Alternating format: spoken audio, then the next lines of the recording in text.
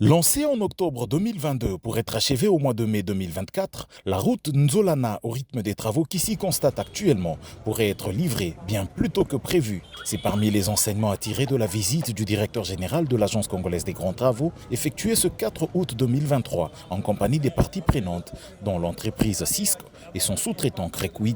Guidé par la mission de contrôle de la CGT, Nico Nzaounzaou, accompagné certains collaborateurs, a parcouru toute cette route qui va de la route Matadi à hauteur de l'Université pédagogique nationale, en passant par les quartiers Maloueka et Sangamamba pour y sortir sur l'avenue Mamayemo dans le quartier Kintsuka. L'ensemble fait 8,5 km.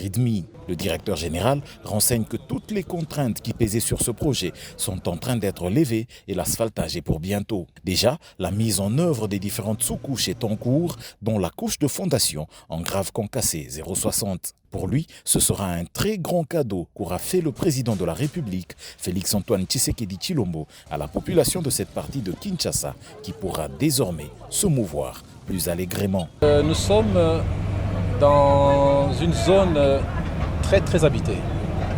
Alors, il y avait une petite route ici, à peu près de 6 mètres. Et maintenant, nous emmenons la route avec un gabarit à peu près de 14 mètres.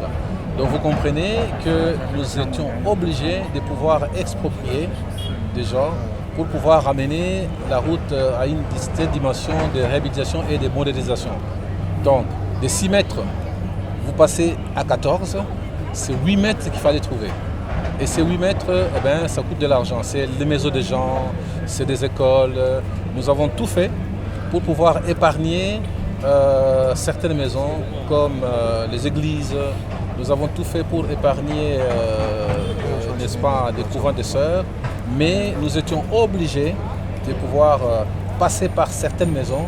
Et c'est là, malheureusement, un grand coût. Mais ce coût sera pris en charge par le projet. Monsieur Panglong, directeur général de Cisco, la société contractante, est confiant. Pour lui, la fin des travaux interviendra effectivement plus tôt que prévu. Si le problème d'expropriation ça peut régler et achever avant le 15 septembre, là, on va ajouter le personnel, les engins et ajouter les machines pour accélérer l'exécution des travaux pour qu'on puisse achever le projet à la fin de décembre. Ce projet traverse une zone accidentée présentant beaucoup d'érosion. À travers ces deux composantes, à savoir la lutte anti-érosive le long de la route, ainsi que la réhabilitation et la modernisation des avenues, aura comme finalité d'améliorer la fluidité du trafic dans la zone.